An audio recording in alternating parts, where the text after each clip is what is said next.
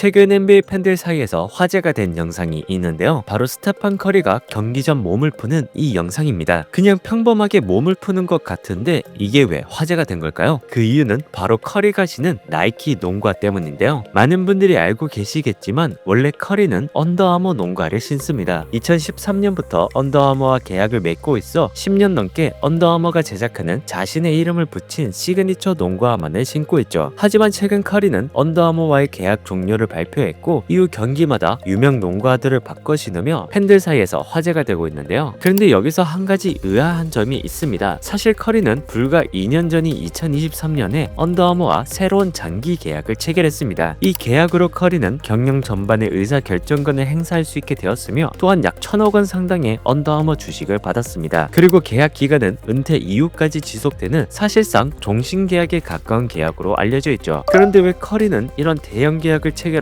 불과 2년 만에 갑자기 언더아머와 결별하게 되었을까요? 스테판 커리, 르브론 제임스, 코비 브라이언트, 마이클 조던 이 네 선수의 공통점은 뭘까요? 바로 당대를 대표하는 최고의 NBA 선수라는 점입니다. 하지만 커리는 이들과 눈에 띄게 다른 두 가지 차이점을 가지고 있습니다. 하나는 경기 스타일, 또 하나는 농구화입니다. 이들이 피지컬과 기술로 코트를 지배했다면 커리는 발과 슛으로 코트를 지배합니다. 그리고 이들 모두 나이키를 신었지만 커리는 혼자 언더아머를 신었죠. 커리는 왜 농구 브랜드 1위 나이키가 아닌 언더아머의 농구화를 신게 된 걸까요? 스테판 커리는 10년 넘게 NBA를 대표해온 스타 선수로 조금 과장해서 표현하면 NBA 농구는 커리 이전과 이후로 나눌 수 있을 만큼 리그에 지대한 영향을 미쳤습니다. 커리는 NBA 역사상 3점 슛을 가장 많이 성공시킨 선수인데요. 이전 기록은 레이 앨런이 1300경기 동안 넣은 2973개였는데 커리는 이를 단 789경기 만에 경신합니다. 그리고 커리는 통산 경기당 약 4개의 3점 슛을 성공시키며 무려 4000개 이상의 3점 슛을 넣은 최초의 선수로 등극했죠. 그런데 여기서 더 놀라운 건 커리의 3점 슛 성공률입니다. 커리는 12-13 시즌에 272개의 3점 슛을 성공시키며 NBA 신기록을 작성한 뒤 14-15 시즌 286개로 또 한 번 경신, 15-16 시즌에는 무려 402개를 넣으며 또 한 번 경신하게 됩니다. 당시 커리는 3점 슛을 경기당 5개 이상씩 성공시키며 성공률도 45%에 달하는 비현실적인 정확도를 보였는데요. 참고로 3점 슛 200개만 넣어도 리그 상위권 수준이며 리그 평균 3점 슛 성공률은 약 35% 정도입니다. 커리의 통산 3점 슛 성공률은 42.3%로 매우 높은 성공률을 꾸준히 유지하고 있는데요. 이는 2000개 이상의 3점 슛을 던진 선수 중 가장 높은 수치입니다. 그뿐만 아니라 커리는 3점 슛을 9개 이상 성공한 경기가 무려 48번이나 됩니다. 그런데 2위는 단 14경기에 불과합니다. 커리가 얼마나 독보적인 3점 슛 기록을 가지고 있는지 조금 느껴지시나요? 커리는 3점 슛을 앞세워 팀을 40년 만에 우승으로 이끌었고 이후 2017년과 2018년에는 백투백 우승까지 차지하며 새로운 왕조를 탄생시켰습니다. 커리를 중심으로 3점 슛 게임을 펼친 워리어스는 8년 동안 무려 4차례 우승하며 리그를 지배합니다. 커리와 워리어스가 압도적인 성적을 기록하자 NBA는 큰 변화를 겪게 되는데요. 그 변화가 바로 3점 슛 게임입니다. 2000년대 초만 해도 팀당 경기당 3점 슛 시도는 10개 남짓에 불과했지만 2020년대에 들어서는 그 수치가 거의 3배로 증가합니다. 커리가 첫 MVP를 수상했던 14-15 시즌 당시 리그 평균 3점 슛 시도는 22.4개였는데 10년 뒤인 24-25 시즌에는 37.6개로 급증했습니다. 이는 한 팀이 경기마다 던지는 3점 슛이 10개 이상 더 늘었다는 의미로 최근 10년 사이 NBA에서 3점 슛이 얼마나 중요해졌는지를 보여주죠. 사실 커리는 2009년부터 2013년까지 나이키 농구화를 신었습니다. 그런데 나이키는 커리를 르브론, 듀란트보다 낮은 2티어 선수로 분류했고 재계약을 논하는 자리에서는 이름을 잘못 발음하고 다른 선수 이름이 적힌 자료를 들고 오는 어이없는 실수를 저지릅니다. 그리고 이 기회를 포착한 언더아머는 커리에게 시그니처 농구화를 보장하고 높은 계약금을 제시하며 커리는 새로운 도전에 나서게 됩니다. 커리와 손을 잡은 언더아머는